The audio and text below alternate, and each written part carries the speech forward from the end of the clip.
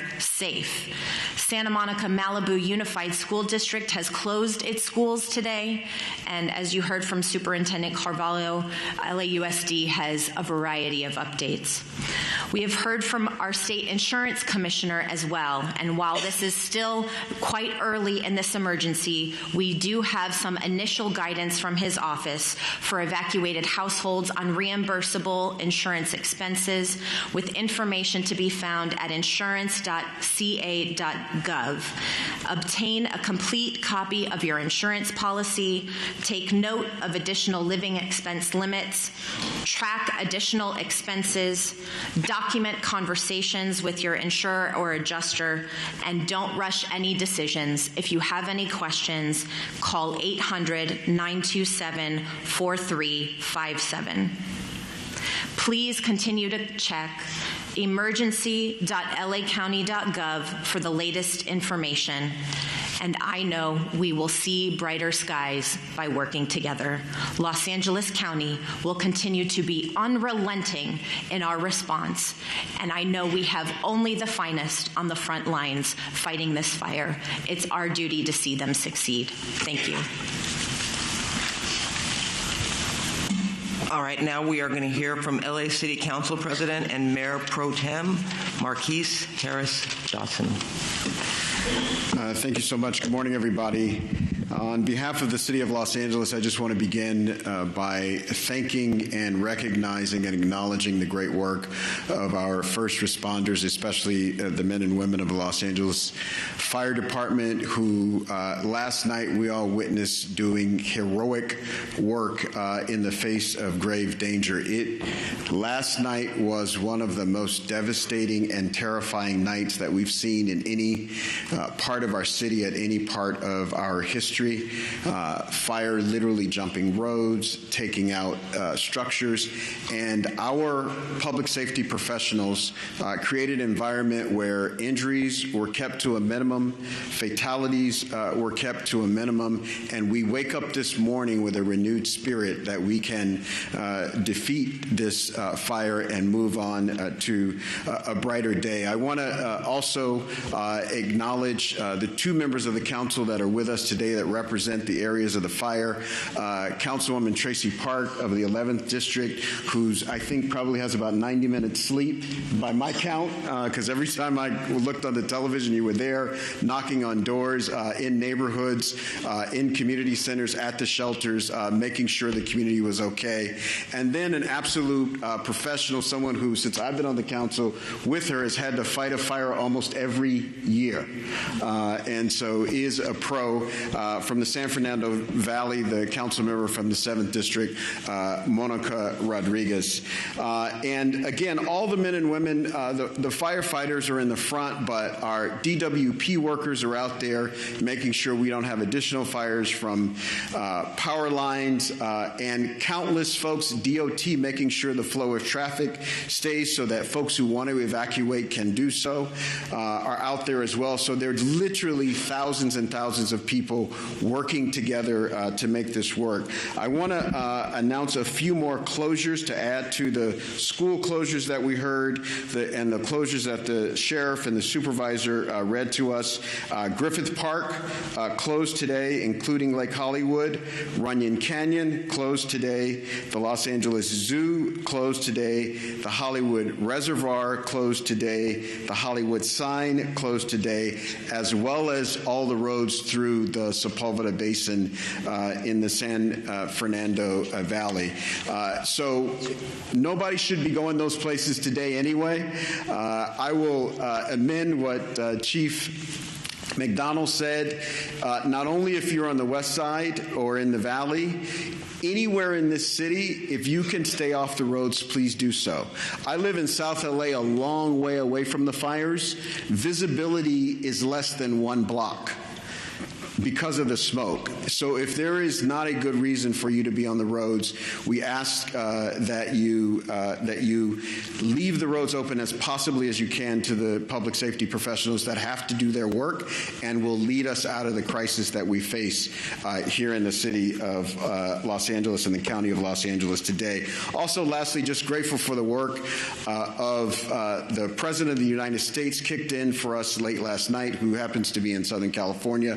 The governor was with us in the Pacific Palisades last night and has helped out. And a range of municipalities around the county and outside the county have come in to help where they can. And we're extremely, extremely grateful for their help in this time of crisis for our city and our county. And with that, I will ask the Director of the Office of Emergency Management for Los Angeles County, Kevin McGowan, to come to the mic.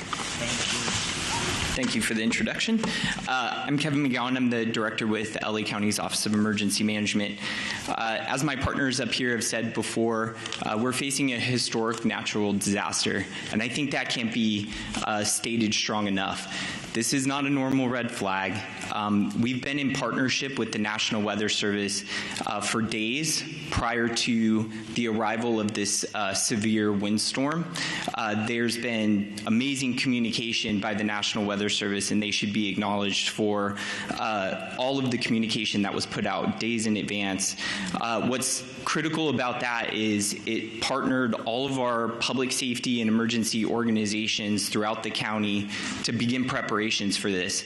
And a lot of the successes we saw over the last 18 to 20 hours is a direct result of painstaking preparations that had gone into place for the last 48 to 72 hours. We still have a long road ahead of us. Our county is known with wildland fires. We just finished working on the Franklin fire. We've had the Bridge fire, the Post fire. This has been a very destructive fire season. This is just going to add to it. Our eyes are on mitigating the impacts from this emergency, working with our community partners, and then charting a course for what will be a long recovery effort. With that, I would like to introduce our Department of Public Works for LA County Director, Mark Pistrella. Good morning. Thank you, Kevin. My name is Mark Pistrella. I'm the Director of Public Works for Los Angeles County, the largest public works department in the United States. We're coordinating across the area with all our partner agencies, including, of course, primarily the City of Los Angeles, in addressing this event today. I'm going to talk a little bit about what our focus is in terms of infrastructure, and then I'll move on. Before I do that, though, I do want to acknowledge all of the residents that have either lost a home or who are being evacuated. I do personally understand what that is about and understand what kind of fear that can put into you. One thing I would recommend to you before you leave that home, if you want something to do, is to close that home up tight, close any openings completely tight to the home, and make sure that access is open to the fire department in the event that they want to come on and do work on your property. That's one thing I've learned to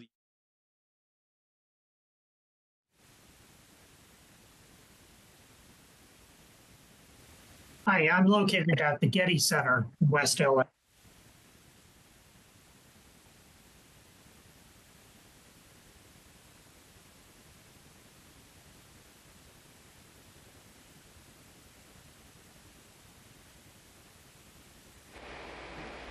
Cool, you got me. Michael, can you hear me?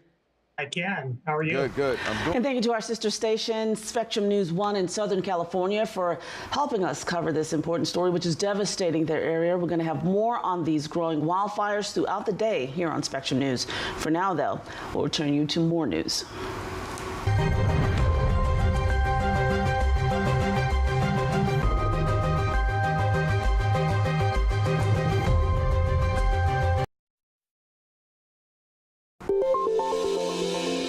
And here's a look at what you need to know this hour. Multiple wildfires are rapidly growing in size in Southern California, triggering a state of emergency.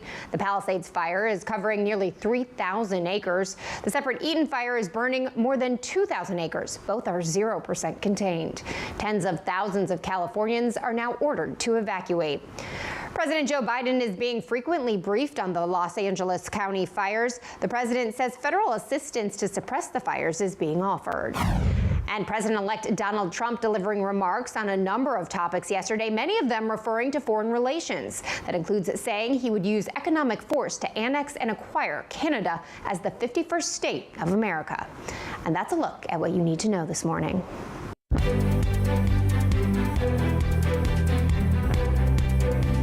It's time now for our political buzz. Political director Bob Hart joins us now. Bob, I have to begin with the president-elect's speech yesterday. It was wide-ranging with several territorial threats to Panama, Canada, and Greenland, saying he's going to use economic force. Can he actually fulfill any of these threats? I was sort of surprised by what he said. First, it sort of felt like the guy at the bar saying, hey, we should have this, we should have that. But the guy at the bar is the president-elect. And while we don't necessarily have any legal claims, if you look at the history of America's expansion, we've definitely grabbed land that wasn't ours. So there is precedent for that. You have to go back really to the 19th century. But looking at the Republican Party, it's really split traditionally between interventionist and non-interventionist, and Trump largely has been a non-interventionist, or at least that's his talk. So this would really, really change things if we were to try to make a power grab for the canal or for Greenland. But to your original question, there is no real legal legitimacy to do that. Yeah, it's fascinating and a real shift in kind of his expectations that he's laying out. I also want to talk about the relationship between the incoming Trump administration and many business leaders. Once he was elected, we saw many of them going to visit Trump at Mar-a-Lago. Also, many are donating to his inauguration fund. And now we're seeing some policy changes by companies that reflect the change in administration. What do these business leaders have to gain from Trump, and what does Trump stand to gain from them?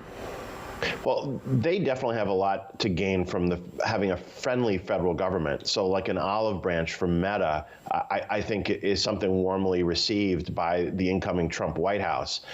There was some speculation that the settlement between ABC and Trump was more of an olive branch than a legal move. So I think that's what you're seeing from them. And obviously, the White House stands to gain by having more of a